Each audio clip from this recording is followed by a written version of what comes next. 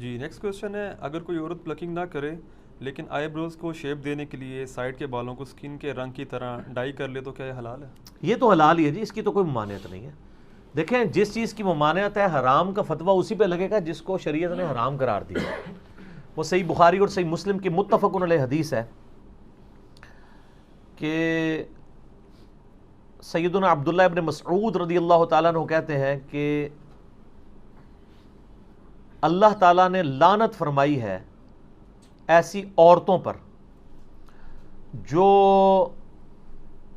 گدواتی ہیں یعنی ٹیٹو بناتی ہیں، یعنی جسم میں کھدائی کرا کے سیاہی ڈال کے نشان بنانا، جس طرح کئی فٹ بالرز نے بنائے ہوتے ہیں اور افریقن لوگوں نے، آپ نے دیکھا ہے نا، انہوں نے ٹیٹو بنائے ہوتے ہیں۔ یہاں پہ بھی لوگ یہاں پہ بنوا لیتے ہیں ٹیٹو اس طریقے سے۔ اور دوسری چیز فرمائی، ان عورتوں پہ لعنت ہے جو چہرے کے بال اکھاڑتی ہیں۔ ظاہر ہے اب چہرے میں ایک ہی بال ہیں جو عورت اکھاڑے گی تو لعنت ہے، اور وہ یہی والے بال ہیں، کیونکہ یہ بال اور یہ بال تو اس کے اگتے نہیں ہیں، اور اگر یہ بال اگ آئیں تو اس میں عورت پہ واجب ہے کہ یہ بال اکھاڑے گی۔ اس پہ پھر دوسری حدیث اپلائی ہو جائے گی، بخاری اور مسلم میں حدیث ہے، ان عورتوں پہ لعنت جو مردوں کی مشابہت کرتی ہیں، اور ان مردوں پہ لعنت جو عورتوں کی مشابہت کرتے ہیں۔ تو چونکہ عورت کی اب داڑھی نہیں ہوتی، تو اگر اس کی داڑھی نکل آئے تو اب اس کے لیے ضروری ہے کہ اس کو اکھاڑے، یا اس کے لیے ایسی کریم استعمال کرے کہ وہ بال جھڑ جائیں تاکہ اس کی مردوں سے مشابہت نہ ہو۔ اور اسی میں امپلائڈ ہے کہ مرد نے داڑھی رکھنی ہے تاکہ اس کی عورتوں سے مشابہت نہ ہو، لباس میں بھی، گیٹ اپ میں بھی، ہر لحاظ سے۔ تو دوسری وہ عورت جو چہرے کے بال اکھاڑتی ہے، اور تیسری وہ عورت جو دانتوں میں گیپ بنواتی ہے خوبصورت دکھنے کے لیے، یعنی نبی اسلام کے مبارک زمانے میں یہ سارے معاملات چلتے تھے۔ یہ حدیث عبداللہ ابن مسعود نے بیان کی، بخاری مسلم دونوں میں آتا ہے۔ تو ایک عورت ان کے پاس حاضر ہوئی، اس نے کہا کہ میں نے سنا ہے کہ آپ یہ کہتے ہیں کہ اللہ نے لعنت فرمائی ہے ایسی عورتوں کے اوپر، تو میں نے تو پورا قرآن پڑھا ہے، مجھے تو کہیں نہیں ملا یہ چیز۔ ہائے ہائے ہائے ہائے، سر وہ پاکستانی عورت نہیں سی نا عاشق رسول، جو نہ دی عاشق رسول، نہ قرآن پڑھا نہ حدیث پڑھا، عاشق رسول۔ اس نے واقعی قرآن پڑھا تھا، اس کا بہت بڑا کلیم تھا۔ ہمارے تو حکمرانوں کا یہ حال ہے کہ قرآن کو حدیث کہہ کے، حدیث کو قرآن کہہ کے بیان کر رہے ہوتے ہیں، اور کئی چیزیں قرآن حدیث میں ہوتی نہیں ہیں اور وہ کہتے ہیں اللہ نے فرمایا ہے۔ ٹھیک ہے، میں آپ کو سائملٹینیس کنٹراسٹ بتا رہا ہوں۔ اور اس عورت نے آ کے صحابی کو کہا کہ جی میں نے قرآن پورا پڑھا، اس میں تو کہیں نہیں لکھا ہوا۔ تو انہوں نے فرمایا تم نے قرآن غور سے نہیں پڑھا، قرآن میں کیا تم نے یہ آیت نہیں پڑھی، وما آتاکم الرسول فخذوہ وما نہاکم عنہ فانتہوا، جو رسول اللہ دیں وہ لے لو، جس سے رسول اللہ صلی اللہ علیہ وسلم روک دیں اس سے رک جاؤ۔ حالانکہ یہ آیت تعویل خاص کے اعتبار سے مال غنیمت کے بارے میں تھی، لیکن سیدنا عبداللہ بن مسعود رضی اللہ تعالیٰ نے اسے جنرلائز کیا۔ تو انہوں نے کہا یہ آیت پڑھی ہے نا، تو میں نے رسول اللہ صلی اللہ علیہ وسلم سے خود سنا ہے کہ ان عورتوں پہ لعنت جو یہ تین کام کرتی ہیں، تو گویا اللہ ہی نے لعنت کی ہے نا۔ جب رسول اللہ صلی اللہ علیہ وسلم کوئی بات دے رہے ہیں، وہ اپنی مرضی سے تو نہیں دے رہے، نبی شریعت ساز تو نہیں ہوتا، شریعت تو اللہ کی بنائی ہوتی ہے، نبی تو اللہ کے اذن سے وہ شریعت پبلک تک پہنچا رہا ہوتا ہے۔ تو اس عورت نے آگے سے کہا کہ آپ کی بیوی بھی یہی کرتی ہے۔ یہ آخری حال ہوتا ہے نا کسی کے بارے میں، آپ پرسنل اٹیک۔ تو آج بھی اگر کوئی آپ پہ پرسنل اٹیک کرے تو غصے نہ ہوا کرے، کرنے دیں، کیا فرق پڑتا ہے؟ صحابہ کرام پہ بھی لوگوں نے کیا، اور نیکوکار لوگوں نے کیا، یہ نیکوکاری تھی نا عورت۔ تو انہوں نے آگے سے کوئی غصہ نہیں کھایا، انہوں نے کہا جاؤ اندر میری بیوی کو دیکھ لو جا کے۔ ان کا تمہاری بیوی بھی ایسے ہی کرتی ہے نا، یعنی وہ بھی پلکنگ کرتی ہے۔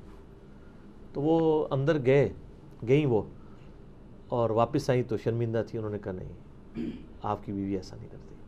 پھر عبداللہ ابن مسعود نے ایک جملہ بولا، انہوں نے کہا کہ اگر ایسا کرتی ہوتی پھر وہ ابن مسعود کی بیوی نہ ہوتی۔ ٹھیک ہے، ابن مسعود تو رسول اللہ کا ماننے والا ہے، اس کے ساتھ ایسی عورت رہ سکتی ہے جو رسول اللہ کی باغی ہو، وہ پھر میری بیوی نہ ہوتی۔ تو یہ یعنی صحابہ کرام فوراً ان کا ایک ایٹیچیوڈ تھا اس حوالے سے۔ تو اگر کوئی عورت پلکنگ نہیں کرواتی، صرف سائڈ کے بالوں کو بلیچ کرتی ہے ہلکا ہلکا سکن کلر کے تاکہ وہ صحیح نظر آئیں، اور یہ لوگوں کو دکھانے کے لیے نہیں، اپنے خاوند کے لیے، اس میں یہ چیز بھی ضروری ہے، تو شاید ویسے ہی وہ چھوڑ دیں، لوگوں کے لیے کر رہے ہوتے ہیں۔ الا ماشاء اللہ۔ باقی یہ ڈاکٹر فرد ہاشمی صاحبہ کا جو موقف ہے، میں ان کی بڑی عزت کرتا ہوں، میں انہیں ون وومن آرمی کہتا ہوں۔ ایک اکیلی عورت نے تل پٹ کر دی ہے ہر چیز، شیطان کے خلاف ایک مجاہدہ ہیں۔ ان کی جو اسٹوڈنٹس ہیں ان میں زیادہ تر یہ ایشو آیا ہوا ہے پلکنگ والا۔ انہوں نے کہیں ایک بات کی کہ اگر کسی کے بہت زیادہ یعنی بھویں چوڑی ہو جائیں تو وہ کر سکتی ہے، کیونکہ وہ نیچر سے ہٹی ہوئی ہیں۔ اصل میں تو اسلام میں تخلیق بگاڑنے کی ممانعت ہے نا، جو اس حدیث میں بھی آیا نا، جو عبداللہ ابن مسعود علی، اس میں یہ بھی الفاظ ہیں کہ یہ تخلیق بگاڑتی ہیں، جو ٹیٹو بنوائیں یا یہ کریں یا یہ اکھاڑیں۔ تو اور قرآن حکیم میں سورہ نساء کی آیت نمبر 119 ہے، وَلَآمُرَنَّهُمْ فَلَيُغَيِّرُنَّ خَلْقَ اللَّهِ۔ شیطان نے کہا تھا کہ اے اللہ میں اولاد آدم کو ابھاروں گا کہ تیری تخلیق کو وہ بدل دیں۔ تو اسلام میں تخلیق بدلنا حرام ہے، اسی کے تحت داڑھی مڈانا حرام ہے نا۔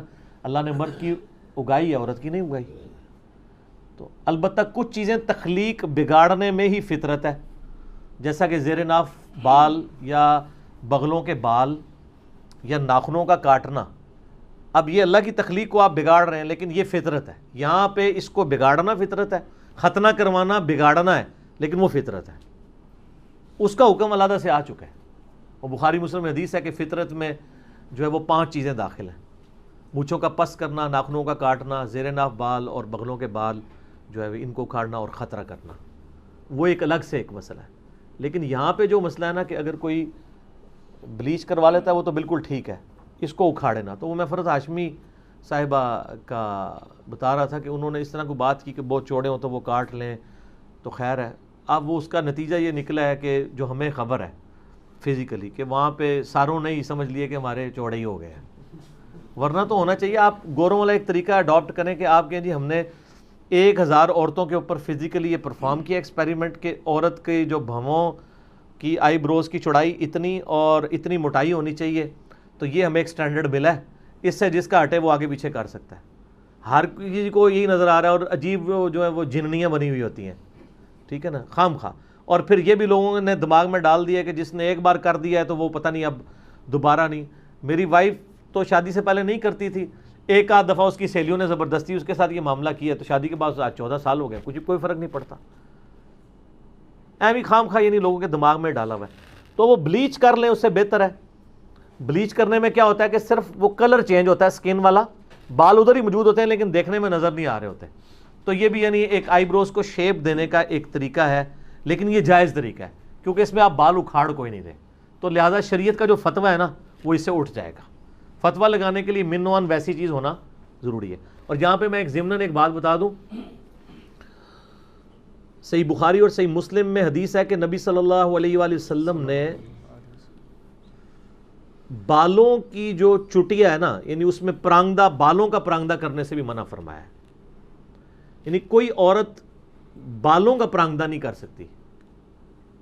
جو چٹیاں بناتے ہیں نا تو عموماً ہماری عورتیں تو جو بوڑھی عورتیں ہیں وہ استعمال کرتی ہیں، یعنی انہوں نے وہ اون کا یا وہ دھاگے کی بنی ہوئی ایک چٹیا ہے وہ ساتھ جوڑ لیتے ہیں، وہ تو بالکل جائز ہے۔ لیکن عورت کے بالوں میں عورت دوسری عورت کے بالوں کا کرنا یہ حرام ہے۔ یہ چونکہ اکثر لوگ مسئلہ پوچھتے ہیں تو میں ضمناً بتا دیا کہ جس پرانگدے کی ممانعت آئی ہے احادیث میں وہ بالوں کا ہے۔ بلکہ صحیح مسلم حدیث ہے کہ حضرت معاویہ رضی اللہ تعالیٰ عنہ جب شام سے مدینہ شریف آئے تو انہوں نے ایک خطبہ دیا، اس میں انہوں نے ایک بہت بڑی چٹیا اپنے ہاتھ میں اٹھائی تھی۔ انہوں نے کہا کہ لوگوں تمہارے علماء کدھر چلے گئے ہیں؟ کیا رسول اللہ صلی اللہ علیہ وسلم نے ان چیزوں سے منع نہیں کیا تھا؟ اور میں دیکھ رہا ہوں کہ تم لوگ یہاں پہ مدینہ شریف کے اندر یعنی باقاعدہ اس کو یعنی یوز کیا جا رہا ہے۔ تو یہ باقاعدہ انہوں نے اس کو کنڈیم کیا کہ نبی علیہ السلام نے اس چیز کی ممانعت فرمائی ہے۔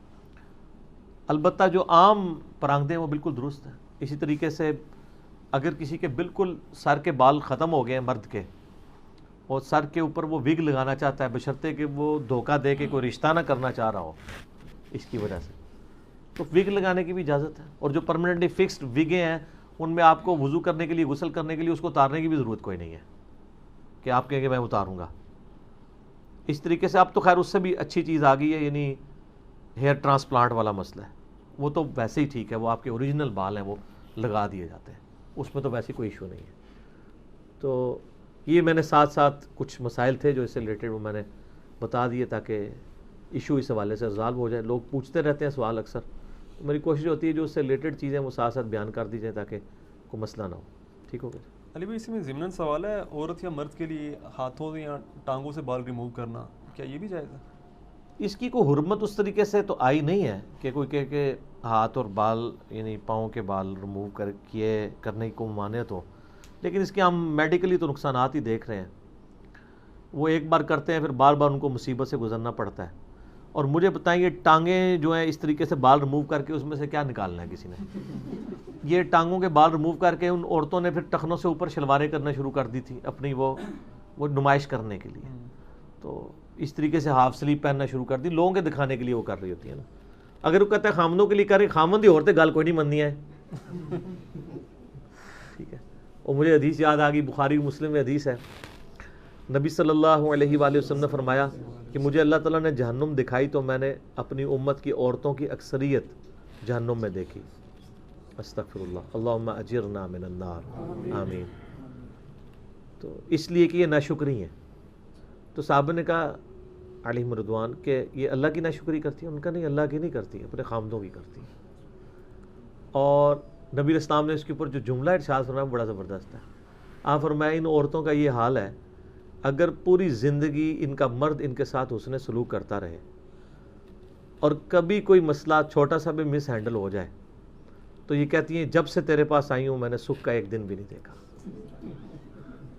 یہ نبی علیہ السلام نے ارشاد فرمایا اور بخاری مسلم دونوں میں یہ حدیث ہے. تو اچھا یہ حدیث آپ یاد رکھیں، آپ کو بڑا مزہ آئے گا. میری بیوی جب میرے ساتھ لڑ رہی ہوتی ہے تو میں فوراً یہ حدیث یاد کرتا ہوں اور مسکراتا ہوں. تو وہ پوچھتی ہے کیوں؟ میں نے کہا مجھے وہ نبی علیہ السلام کی بات یاد آ گئی. آپ نے فرمایا تھا کہ یہ عورتیں ایسے ہی کہتی ہیں کہ صبح کا ایک دن بھی نہیں گزارا. تو بالکل وہ نظر آ رہا ہے. تو جب آپ یہ بات کرتے ہیں نا تو اگلے بندے کا غصہ ویسے ہی ٹھنڈا ہو جاتا ہے اگر وہ مسلمان ہے تو. ٹھیک ہے. تو اس حوالے سے یعنی ان چیزوں کو بھی دیکھنے کی ضرورت ہے. تو آپ کی بات کا جواب اس میں کور ہو گیا؟ جی جی جی ٹھیک ہو جی. اچھا اذان عصر کا وقفہ کر لیتے ہیں انشاءاللہ، باقی اذان عصر کے وقفے کے بعد انشاءاللہ.